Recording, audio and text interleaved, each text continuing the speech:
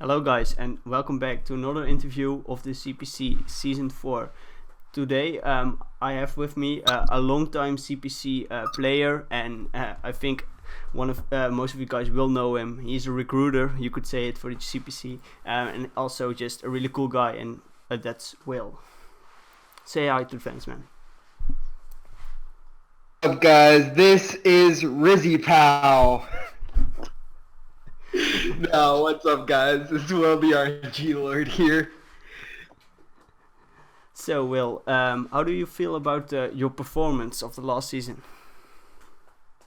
I played like dog shit last season. Okay, that's pretty clear. We need redemption. Nice. So, overall, how did you get into the competitive side of Pokemon and the draft format? So, basically, how I really got into competitive was I casually like Wi-Fi battled with my cousin when I was younger. Mm-hmm.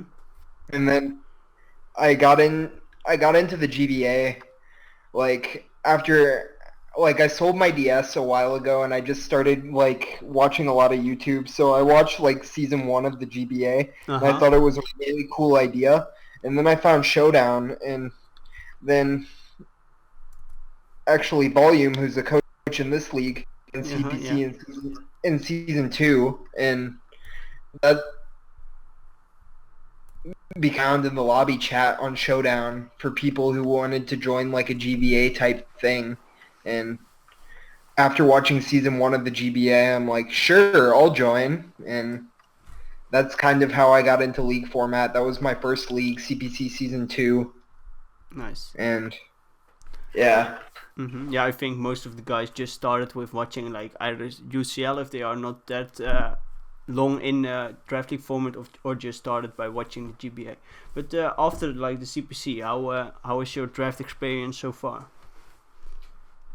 In way too many leagues, way too many that I could handle. Like outside of CPC, like just between CPC season 3 and season 4, I played in about 20 leagues. Wow. Yeah. Yeah, that's pretty crazy. That's also a lot of experience, which is definitely nice. Yeah. So and I made playoffs in every one that lived. Yeah, that's always hard with some of the smaller leagues to just solidify and live on to see the playoffs, but still nice. With now, like, we have the transition, and you also made it like all the way. So with the transition of Gen 6 to Gen 7, how do you feel about the current meta compared to how it was in Gen 6? The current meta, there's definitely a lot more thought behind it. Like Gen 6 meta, it was basically just the same few things are dominating the meta, but in Gen 7, with the introduction of Z moves especially, anything that wasn't a threat before can now be considered a threat if it has a Z move. Mm-hmm. You wouldn't think of Volcarona to be that threatening. Mm-hmm. Now it's just terrifying. Or even Electros. The diversity of Electros's move pool, and if it holds a Z move, really hard to play around. Yeah, for sure. That's like Z moves are have a really pretty big impact, and also definitely in draft league format. How would you? What do you prefer with Z moves? Do you prefer like all Z moves, or do you prefer only the offensive ones? And do you want to have your whole team Z move access, or just one or two? I mean, I was in a league called the UBC, hosted by Adam the Bee's Knees, and in that league, we got to pick 3 Z move users on our draft, and it was only offensive, but I've been like running some bizarre Z moves on, like, my favorite, of course, being Bloom Doom Heatran. Yeah. Is like Bloom Doom Heatran is really good. It destroys most bulky water types. Just ends things, and that in combination with Tapu Bulu, that's insane. Yeah, definitely. So with the season now, we are now currently at the draft point. We know our divisions. Also, how confident are you going into the season? I mean, I want redemption from last season. Like, I mean, I'm not trying to say like any offense to anyone who I might be playing this season, but I feel like last season there was definitely higher competition, and this season I don't want to go 2-10. I want to do a little bit better than that. Yeah, I can definitely understand. And definitely this season we have really strong competition still, but like we had Gypsy and Anthony and Maddie, so those are like top 3 of the draft league players, and also so yeah, we couldn't do any better than that. So yeah, so that was pretty crazy indeed. Yeah. So what do you still think after you said the skill might be a little bit less, but still pretty strong? Who do you think is the most skilled coach in the league? Like, I have to give it to Aberforth, the Season 3 runner-up.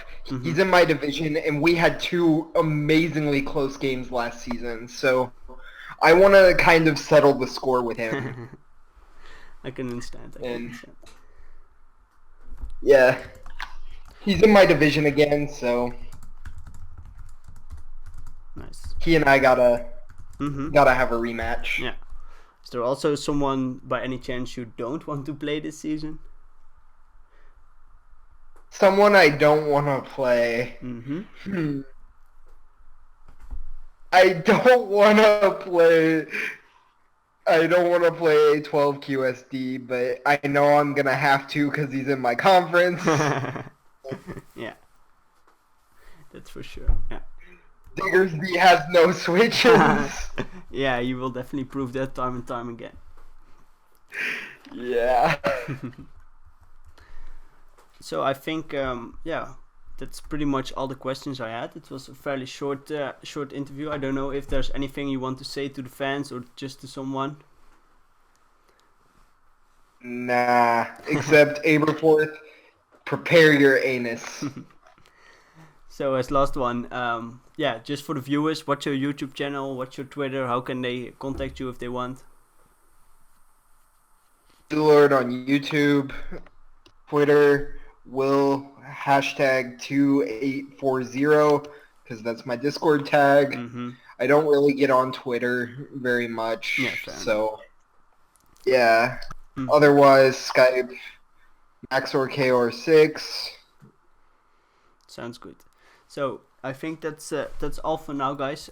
We will definitely be back tomorrow with some more interviews, and that's all for now, guys. And definitely don't underestimate Will, because otherwise he will just pull out the win out of nowhere. So that's it for now. Bye.